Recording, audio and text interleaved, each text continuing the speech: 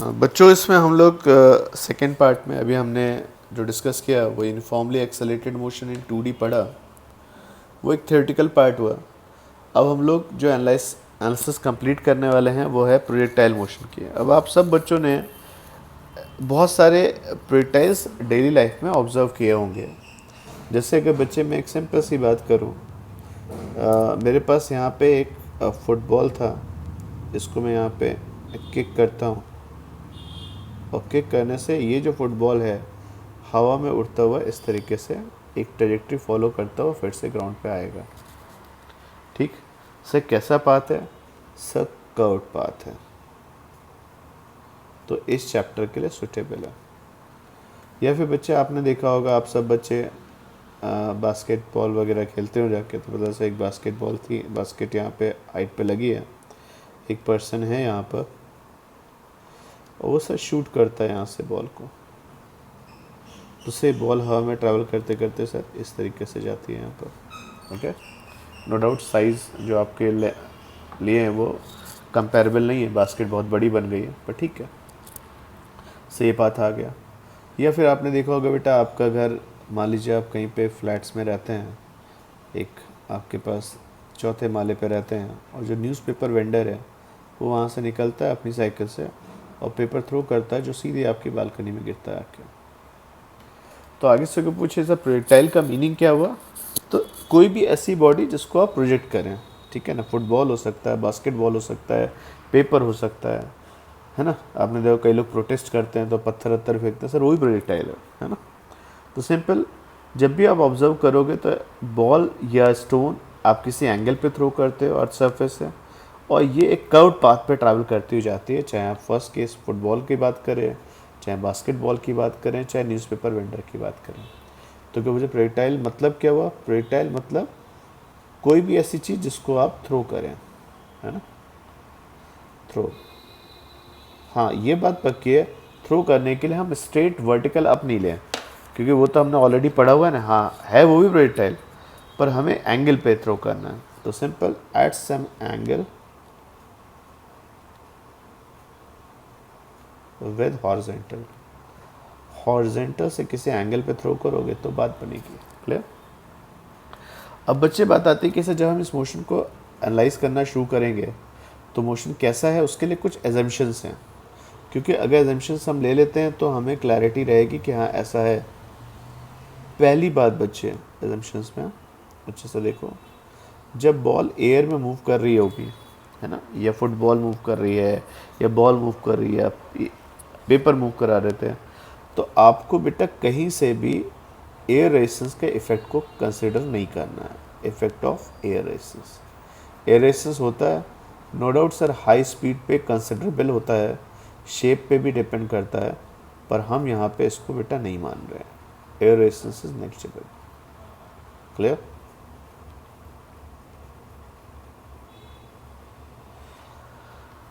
Second point आता है बेटा, जब बॉल हवा में चल रही थी तो आप अर्थ की सरफेस को कैसे ट्रीट करेंगे बेटा? फ्लैट सरफेस की तरह। और अगर अर्थ फ्लैट होगी तो सर जो ग्रेविटी होती है सर वो डाउनवर्ड डायरेक्शन में होगी, तो अर्थ फ्लैट है और ग्रेविटी डाउनवर्ड। और थर्ड बेटा, आप बहुत ज़्यादा हाइट के लिए, वैसा नहीं कि 10-15 किलोमीटर ऊपर चले गए, छोटी हाइट्स की बात करें तो छोटी हाइट में बेटा ग्रेविटी क्या रहती है बेटा? कांस्टेंट रहती है। Gravity is constant. तो पहले बच्चे आपने उसकी दिशा निर्धारित कर दी कि सर उसकी डायरेक्शन ऐसी होनी चाहिए, और फिर आपने डिसाइड कर लिया ग्रेविटी कांस्टेंट होनी चाहिए। कितनी बेटा? 10 मीटर पर सेकेंड स्क्वायर हम इसे एज्यूम करते हैं डाउनवर्ड डायरेक्शन में।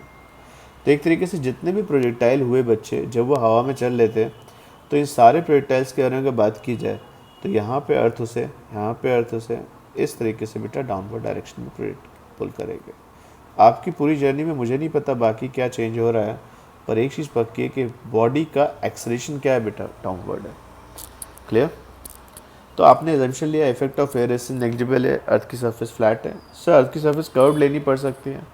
यस, जब आप मिसाइल्स के केस में बात करोगे तो एक बड़ी लॉन्ग रेंज होती है, और उस केस में अर्थ की सरफेस को कर्व लेना पड़ेगा। शॉर्ट रेंज प्रोजेक्टाइल्स के लिए अर्थ को फ्लैट लेके सॉल्व करेंगे। हमारा सारा जो चैप्टर रहेगा उसमें अर्थ की सरफेस को फ्लैट लेके ही आगे बढ़ना है।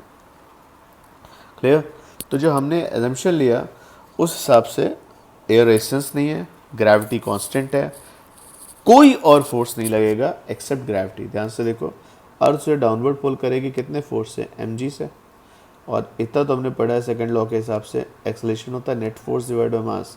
अगर और कोई फोर्स नहीं लग रहा है तो mg ही फोर्स हुआ, तो बॉडी का एक्सेलेरेशन g होगा डाउनवर्ड डायरेक्शन में।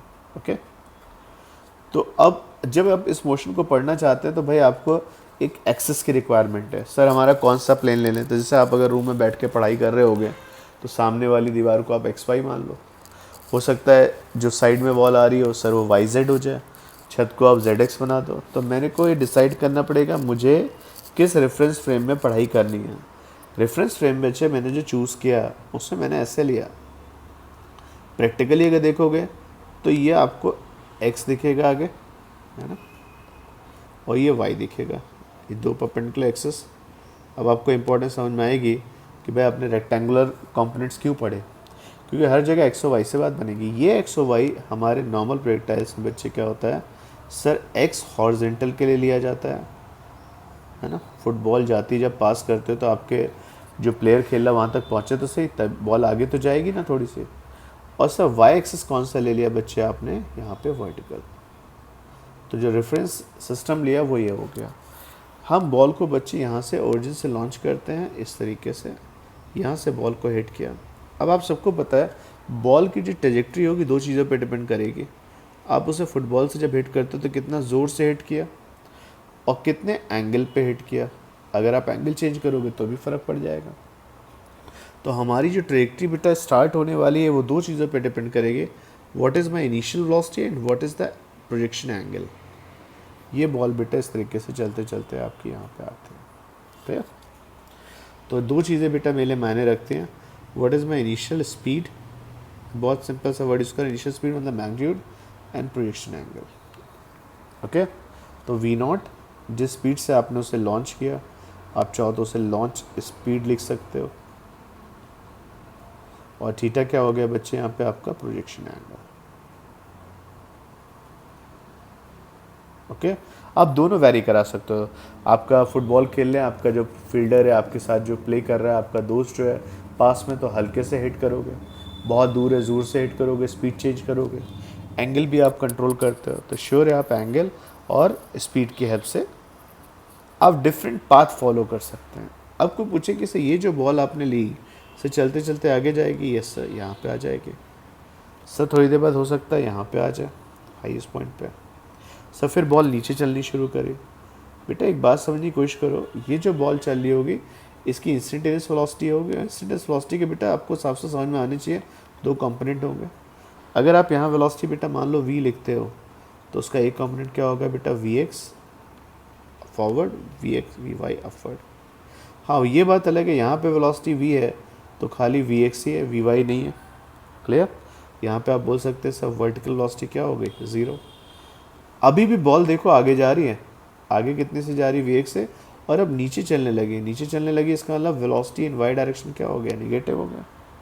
क्लियर, और जब बॉल वापस आएगी बेटा तो आप अगर एयर रेजिस्टेंस निगलेक्ट करते हो तो मैं आपको आगे चल के प्रूव करके दिखाऊंगा अभी, ये बॉल जब ग्राउंड पे वापस आती है तो इसका जो फाइनल वेलोसिटी वेक्टर होता है नो डाउट चेंज हो जाता है, पर स्पीड नहीं चेंज होती है। बॉल रिटर्न में सेम स्पीड। आप इसे एनर्जी के कॉन्सेप्ट से भी सोच सकते हो कि सर पहले काइनेटिक एनर्जी थी, हाईएस्ट पॉइंट तक आते आते काइनेटिक एनर्जी मिनिमम रह गई, और फिर बॉल जब नीचे आएगी तो मुझे काइनेटिक एनर्जी वापस मिलेगी। अब मैं आपको बार बार कह चुका हूँ बेटा कि इस तरह के क्वेश्चंस में आपको बहुत अच्छे से मोशन को डिवाइड कर लेना है। जब आपने वी नॉट और थीटा से बेटा लॉन्च किया था तो क्या मैं पार्टिकल की हॉरिजॉन्टल वेलोसिटी बता सकता हूँ क्या होगी,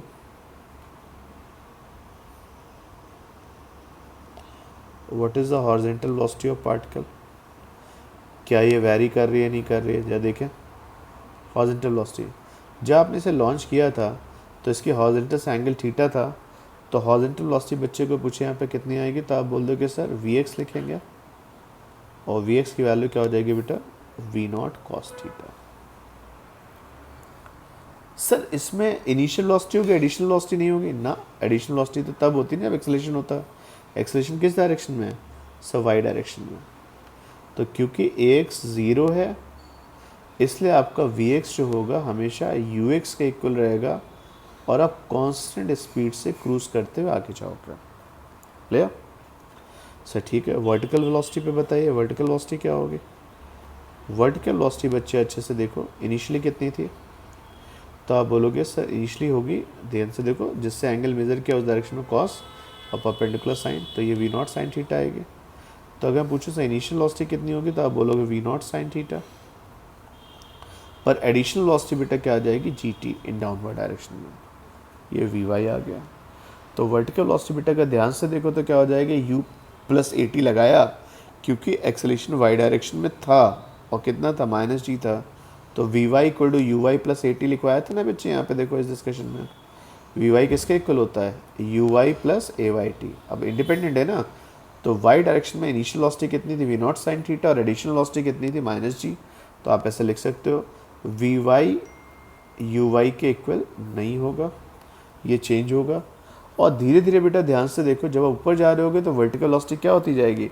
वर्टिकल डायरेक्शन में स्लो होते जाओगे, हॉरिजॉन्टल डायरेक्शन में कांस्टेंट स्पीड से चलोगे। सर ये हॉरिजॉन्टल वेलोसिटी आ गई। सर आप मुझे बताएंगे हॉरिजॉन्टल डिस्प्लेसमेंट कितना होगा?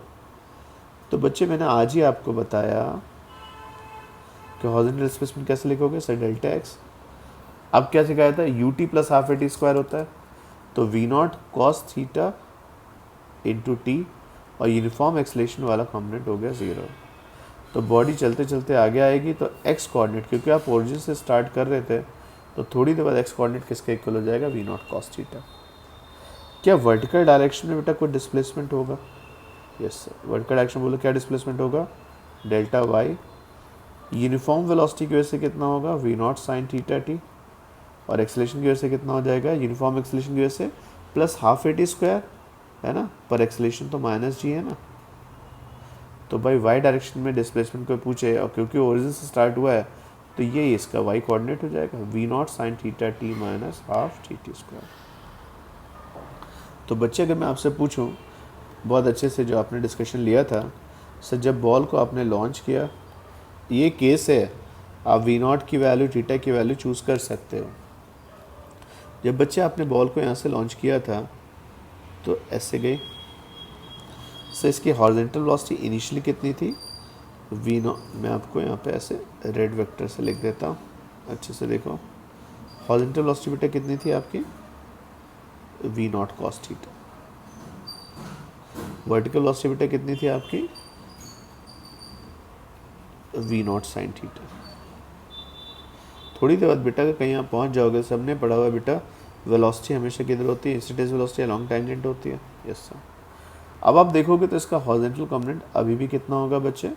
तो ये हॉरिजॉन्टल डायरेक्शन में क्रूज कर रहा होगा, ये वेलोसिटी बेटा डिस्टर्ब नहीं होनी है, ठीक है ना।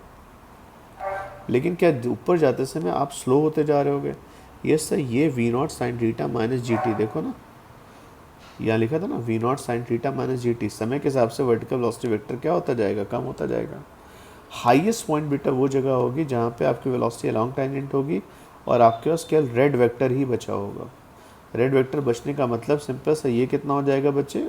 बोलो V0 कॉस थीटा, और ये वो मोमेंट होगा जिसमें फर्दर आप ऊपर नहीं जा सकते हो, आगे जा सकते हो पर ऊपर नहीं जा सकते। क्लियर? इस पॉइंट के बाद बॉल टर्न बैक करेगी, अब अर्थ की तरफ वापस आनी शुरू होगी। सर हॉरिजॉन्टल वेलोसिटी एक हिंदी का वर्ड होता है, यथावत, जैसी है वैसे की वैसी रहेगी। लेकिन अब आपका वर्टिकल वेक्टर जो होगा बच्चे डाउन साइड ग्रो करना शुरू करेगा, है ना। तुम ठीक से देखो, अगर खाली ब्लू वेक्टर्स के लिए सोचो तो ये वही क्वेश्चन हो गया ना कि बॉल को अपवर्ड थ्रो करो तो बॉल ऊपर जाके रुकती थी, फिर नीचे आती थी। जब बॉल वापस आएगी तो आप सबने पढ़ा हुआ है बेटा, बॉल सेम स्पीड से वापस आती है, तो जब ये डाउनवर्ड आएगा तो इसका vertical vector V0 sine theta downward हो जाएगा। मैं आपको आगे चल के प्रूव करके दिखाऊंगा भी। और हॉरिजॉन्टल वेक्टर बेटा आपका V0 कॉस थीटा। क्लियर? ये बात पक्की? तो अगर मैं पूछूं कि सर जो हमारा प्रोजेक्टाइल होगा उसमें इंस्टेंटेनियस वेलोसिटी क्या होगी? ओके, इंस्टेंटेनियस वेलोसिटी सिंपल सा बच्चे, v इक्वल टू, मैं लिख रहा हूँ सर, दो कंपोनेंट होंगे। एक कंपोनेंट होगा V0 कॉस थीटा आई कैप, और ये कंपोनेंट होगा वी नॉट साइन थीटा, जो कि कम होता जाएगा जी टी से। ठीक है, क्लियर। तो क्या ये जो मेरी वेलोसिटी होगी बच्चे, ये वेलोसिटी का बच्चे मैं वी लिखूँ तो क्या इसका हॉरिजॉन्टल से एंगल चेंज हो जाएगा?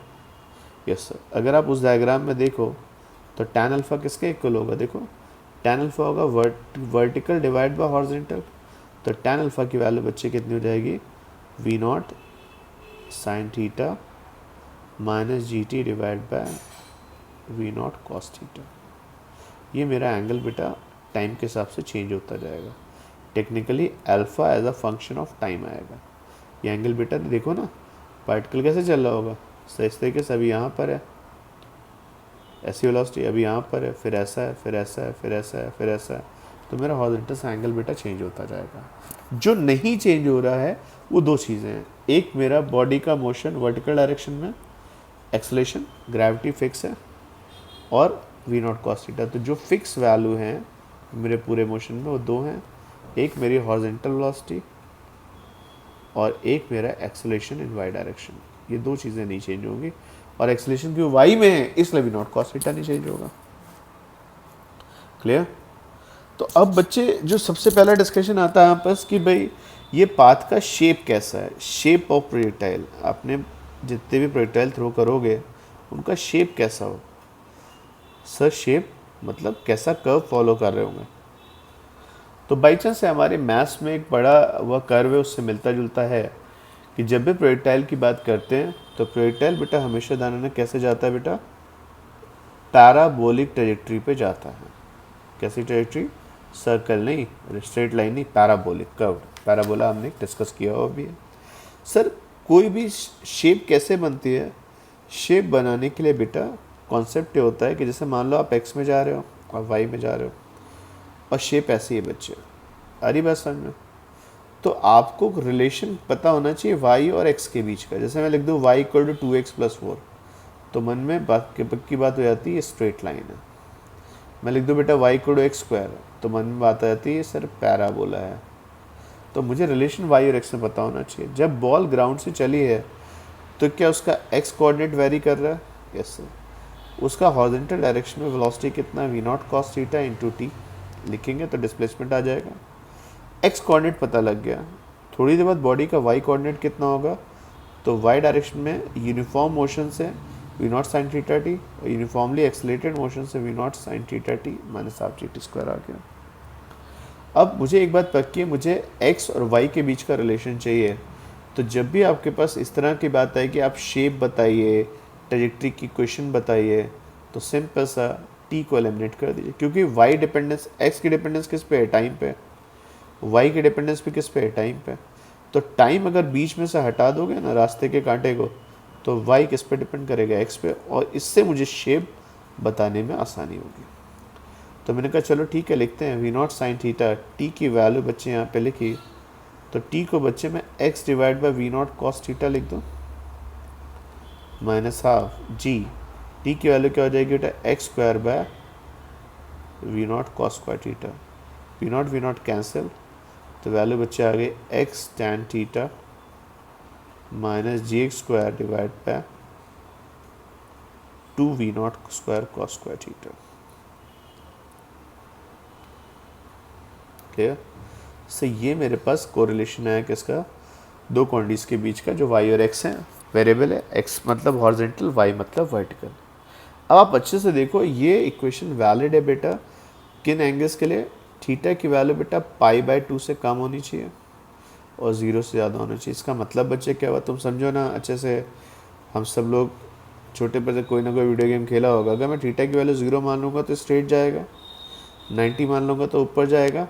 पर अगर बीच में कहीं रखो कोई angle, 10 degree, 15 degree, 20 degree, 50 degree कुछ रख दो, तो सर ये हमारी इक्वेशन वैलिड है। ओके।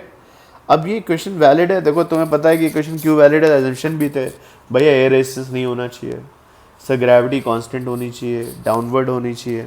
तो अब ये शेप कैसी आई? तो इस शेप को बच्चे अगर मैं लिखूंगा तो y इक्वल टू ये -ax² + bx की शेप में आ गया। और सब ने पढ़ा हुआ है y equal to -ax² + bx। अगर y का कोफिशिएंट 1 हो, x² का नेगेटिव हो, तो ये शेप बेटा हमारी क्या होती है? Downward parabola. तो अगर कोई पूछे सर मैथ्स में पैराबोला है और फिजिक्स में, हाँ सर एक्चुअली बेटा फिजिक्स में पहले था, शेप थी, फिर अच्छे अच्छे मैथमेटिशियंस ने उस शेप को समझा कि सर ऐसा होना चाहिए, तो वो हमें ऐसा मिलता है। तो ये हमारे पास पक्की बात होगी सर। प्रोजेक्टाइल मोशन में बात करें तो जितने प्रोजेक्टाइल्स होंगे उनमें सर ये शेप आएगी अगर ऑब्लिक एंगल पे थ्रो करोगे। और आपको सबको पता है बेटा कि सारी ट्रैजेक्टरी को पूछे किस पे डिपेंड कर रहा है, तो आप ऐसे बोल सकते हो जो बॉडी जिस पाथ पे जाने वाली है वो ट्रैजेक्टरी किसका फंक्शन है, is a function of v naught and projection angle. ये दो चीज़ें ही हैं जो इम्पोर्टेंट है, बाकी सब तो मोमाया है। ठीक, कोई डाउट तो नहीं बेटा। बड़ा इंटरेस्टिंग चीज़ है कि जब भी आप मोशन की बात करोगे तो ऐसे पकड़ के चल रहे हो कि उसमें एक्स और वाई दो मोशन है। अब एक्स और वाई दो मोशन है तो एक्स की वजह से वो आगे जा रही है, वाई की वजह से वो वाई की वजह से ऊपर जा रही है। वाई वाला ऊपर जाके क्या हो जाएगा बेटा, रेस्ट पे आ जाएगा। और सीधी सी बात है, एक कॉन्सेप्ट होता है फिजिक्स का सुपर पोजिशन। सुपर पोजिशन कर रहे हैं बच्चे यहाँ पे दो तरीके से, अच्छे से देखो। सुपर पोजिशन किसका, आपने x और y को मिक्स किया है ना, तो मुझे यहाँ पे 2 डायमेंशनल मोशन मिल गया। सुपरपोजिशन बेटा ना केवल इसका है, सुपरपोजिशन हर चीज़ में एक और चीज़ का भी है। कैसे, जैसे वेलोसिटी में दो वेक्टर्स हैं v0 और at, यहाँ भी सुपरपोजिशन है। इनिशियल वेलोसिटी एडिशनल वेलोसिटी का, डिस्प्लेसमेंट में भी सुपरपोजिशन है, यूनिफॉर्म वेलोसिटी का और यूनिफॉर्म एक्सेलरेशन का। तो इसका मतलब बच्चे अगर कोई पूछे कि सर मैं बॉल को जब थ्रो करता हूँ इस तरीके से, ये ग्राउंड से आपने थ्रो किया बेटा, एक्स हॉरिजॉन्टल आ गया, वाई वर्टिकल आ गया और बॉल बच्चे मैंने ऐसे बना दी, ठीक। तो बच्चे अगर मैं तुमसे पूछूं v0 स्पीड होती बेटा, v0 स्पीड होती ना, भगवान ना करे ऐसा हो जाए एक दिन के लिए भगवान ग्रेविटी ऑफ कर दें, तो ये t सेकेंड में 1 सेकेंड में v0 आ गया था, 2 सेकेंड में 2 v0 आ गया था, 3 सेकेंड में 3 v0 आ गया था, 4 सेकेंड में 4 v0 आ गया था और t सेकेंड में v0 t आता। आ रही बात समझ में, तो सीधा चला जाता ये वेक्टर मेरा कौन सा, v0 t। तो अगर बच्चे मैं यहाँ पे इसको क्लब कर दूँ, ऐसे बना दूँ पूरा, तो इससे ये वेक्टर मेरा पूरा बन के आ गया, कितना बोलो, तो v0 t। तो मैंने क्या बोला, हर वेक्टर दो वेक्टर का सुपरपोजिशन है। सर यहाँ पे अगर मैं क्या ऐड कर दूँ बच्चे, कौन सा वेक्टर बोलो, सर ये मेरा वेक्टर हुआ हाफ gt स्क्वायर, क्लियर जी, नो डाउट डाउनवर्ड डायरेक्शन में तो आ गया, तो ये मेरे पास डिस्प्लेसमेंट आ गया। The displacement is the superposition of two vectors. Sir अच्छा वेलोसिटी, सर वेलोसिटी बेटा लॉन्ग टाइम ऐसे आ गई, सर ये वेलोसिटी ऐसे है, इसका मतलब बच्चे तो ध्यान से देखो, यहाँ से ब्लैक वेक्टर v0 का उठाओ, तो एक्चुअली बेटा इनिशियल वेलोसिटी कितनी थी बेटा, यहाँ से पिक करो ऐसे है ना, यहाँ से उठा के ऐसे लगा दो, तो ये बेटा अगर बनाओगे तो आपके v0 आ गया। v0 में क्या ऐड कर देंगे बेटा, gt, तो थोड़ा सा मिस हो गया, अपन एडजस्ट कर सकते हैं। तो ये मेरे पास वेलोसिटी वेक्टर आया। वेलोसिटी वेक्टर भी सुपरपोजिशन होगा किन दो वेक्टर्स का, इनिशियल एंड एडिशनल। एडिशनल कितना हो जाएगा gt, और ये आपके पास वेलोसिटी वेक्टर, क्लियर, कोई डाउट तो नहीं बेटा। तो बेसिकली कांस्टेंट वेलोसिटी मोशन और फ्रीली फॉलिंग मोशन दोनों को ऐड करोगे बात बनती चली जाएगी। ये आपके पास कॉन्सेप्ट आता है किसका, सिंपल प्रोजेक्टाइल का। अब बच्चे हम किन चीज़ों में इंटरेस्टेड हैं, उसमें से एक बड़ा बढ़िया सा डिस्कशन आता है जब हम किसी बॉडी को लॉन्च करते हैं तो वो कितनी दूर गिरेगी जाके, हॉरिजॉन्टली कितना आगे जाएगी, हॉरिजॉन्टली कितना आगे जाएगी बच्चे से हम लोग क्या बोलते हैं, रेंज, क्लियर। तो हॉरिजॉन्टल रेंज अगर कोई पूछे तो कितना होगा, तो देखें कितना होगा वो हम फॉर्मूले में निकाल ही लेंगे। और एक चीज़ और, हॉरिजॉन्टल रेंज के साथ साथ अगर मैं पूछूं कि सर जब बॉल वापस आएगी ग्राउंड पे तो उसे कितना टाइम लगेगा वापस आने में, तो टाइम ऑफ फ्लाइट भी इसके साथ ही डिस्कस कर लीजिए, ठीक।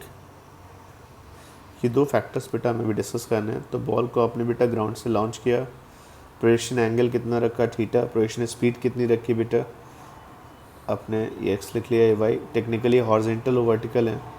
बॉल को यहाँ से लॉन्च किया, बॉल चलते चलते बेटा यहाँ पे आती है, ठीक। अब बॉल कितना आगे गई है बेटा, वो आपकी रेंज होती है। ड्यूरिंग द मोशन बॉल कहाँ गिरी जाके, है ना, जैसा मिसाइल्स वगैरह बताते हैं 2400 किलोमीटर रेंज है, 1000 किलोमीटर रेंज है, वो भी रेंज। लॉन्च करने के बाद कहाँ पे बॉल दोबारा फिर से लैंड करती है, तो ये रेंज आ गई। हॉरिजॉन्टल रेंज वर्ड बेटा इसलिए यूज़ कर लिया कि आगे चल के आप रेंज लॉन्ग इंक्लाइंड प्लेन भी पढ़ोगे, पर अभी की बात बेटा हॉरिजॉन्टल रेंज क्या है, यार आ गया। सर मोशन स्टार्ट हुआ था टी इक्वल टू 0 से और लैंड करती ball t equal to capital t. Capital t क्या हो गया बच्चे, जितनी देर तक आप हवा में रहे उसको हम टाइम ऑफ फ्लाइट बोलते हैं, और जितना आप आगे आए बच्चे वो आपकी रेंज आ गई। क्लियर। अभी किस पे डिपेंड करेगा, तो देखो कितनी देर में दोबारा गिरेगा आके। तो मैं वाई डायरेक्शन की बात करूँ तो वाई डायरेक्शन की हमने इक्वेशन लिखी थी, ये तो देखो वाई हमने लिखा था कांस्टेंट स्पीड से अगर ऊपर जाता तो यू नॉट साइन थीटा जाता, और ग्रेविटी की वजह से नीचे आ जाता है u naught sine theta T minus half G T square. जब बॉल फिर से लैंड करेगी तो वाई कोऑर्डिनेट पहले भी 0 था, वाई कोऑर्डिनेट फिर से 0 होगा, तो वाई की वैल्यू जब दोबारा 0 होगी तो ग्राउंड पे आएगा ना, तो जब वैल्यू देखी जाए तो बेटा कितनी आ जाती है, u naught sine theta t equal to half G T square. T t cancel हो गया तो टी की वैल्यू बेटा क्या आ गई, 2u sine theta by G. तो बॉल अगर ध्यान से, इसके दो आंसर हैं, बॉल 0 से चली थी ग्राउंड पे सेम लेवल पे, कितनी देर बाद आएगी, 2u sine theta by G. तो ये टर्म हमें पहली बार मिला बच्चे, time of flight is equal to 2u sine theta by G. अच्छा बच्चे इसे रट लेते हैं, भाई हो सकता है कल को जो तुम्हें थीटा दिया जाए वो हॉरिजॉन्टल की जगह गलती से वर्टिकल दे दिया, तो तुम्हें जब फॉर्मूला रटो तो शर्त की याद रखना, प्रोजेक्शन एंगल हॉरिजॉन्टल से मेजर किया गया था तो time of flight 2u sine theta by G था। अगर कन्फ्यूज़न थोड़ा सा ख़त्म करना चाहो तो ये यू वाई हो गया, u y initial velocity in y direction, और ये एक्सेलेरेशन इन वाई डायरेक्शन आ गया। नो डाउट मैं उसका मॉडुलस ही रख रहा हूँ, ए वाई माइनस जी होता है पर मैं उसकी मैथमेटिकल वैल्यू रख रहा हूँ। तो टाइम ऑफ फ्लाइट कितना हो जाएगा, twice of initial velocity divide by acceleration. ठीक है सर, बात समझ में आ गई। दूसरा पॉइंट बेटा, अब ड्यूरिंग द मोशन बॉल कुछ आगे आई होगी, बॉल के horizontal direction of motion v naught cos theta होता है, और जैसे जैसे समय बढ़ता जाएगा 1 सेकंड में v naught cos theta, 2 second में 2 v naught cos theta, 3 second में 3 v naught cos theta.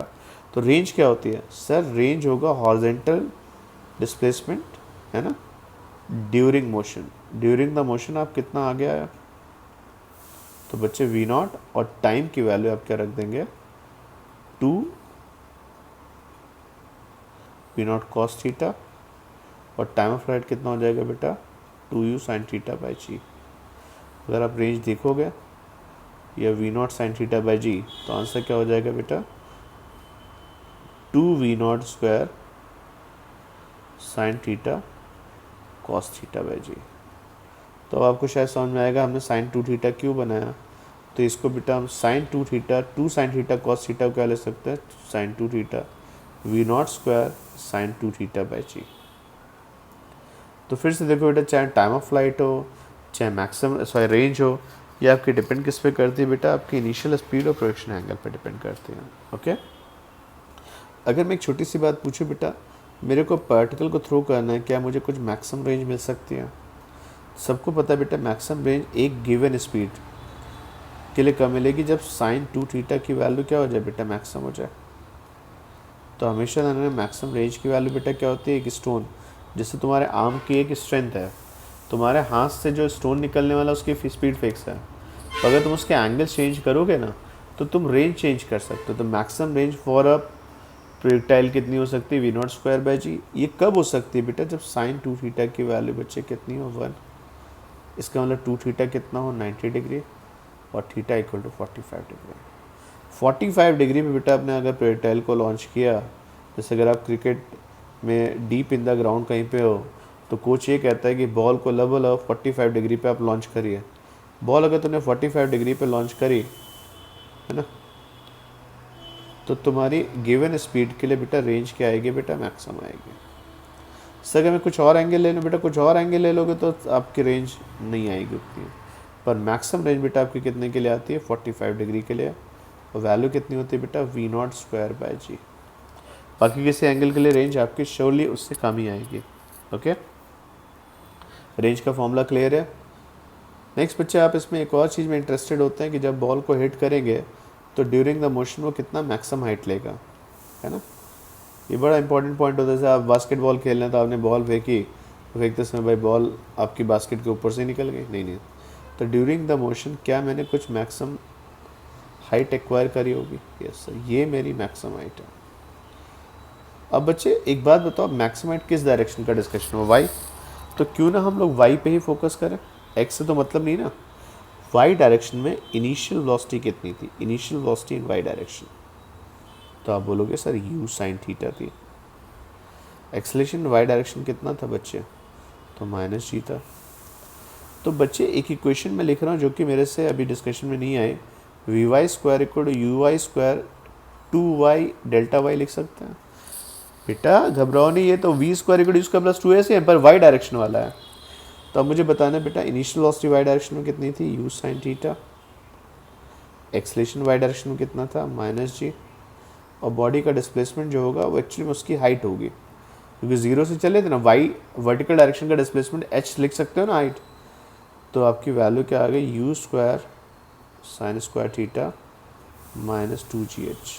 Clear, ये वाई डायरेक्शन की वेलोसिटी है। अब मुझे एक बात बताओ, जैसे जैसे हाइट ग्रो करती जा रही होगी वर्टिकल वेलोसिटी कम होती जा रही होगी ना, तो जब आप मैक्सिमम हाइट पे होते हो इसका मतलब क्या होता है, मैक्सिमम हाइट का मतलब अब आप और ऊपर नहीं जा सकते हैं, इसका मतलब मैक्सिमम हाइट पे वर्टिकल वेलोसिटी क्या होनी चाहिए, ज़ीरो। देखो मैंने डायग्राम में दिखाया भी था, इधर उधर हो सकती है, पर मैक्सिमम हाइट पे वर्टिकल वेलोसिटी क्या होगी, ज़ीरो।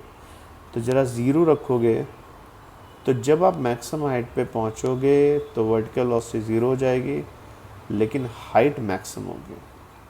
तो ड्यूरिंग द प्रोजेक्टाइल आप कितनी मैक्सिमम हाइट पिक करते हो, तो आंसर आता है you square sine square theta divide by 2g। Clear. तो अगर मैं तीनों के बेटा फॉर्मूले लिखूं, रटने नहीं है, बेसिक से डिस्कशन है। टाइम ऑफ फ्लाइट कितना आता है बेटा, 2u sine theta by g. Maximum height कितना आता है बच्चे, u square sine square theta by 2g। और ड्यूरिंग द मोशन आप कितना आगे गए होते बेटा, तो U square sine 2 theta by G. ये तीन फॉर्मूलेस पे हम लोग क्वेश्चन डिस्कस करते हैं। ओके,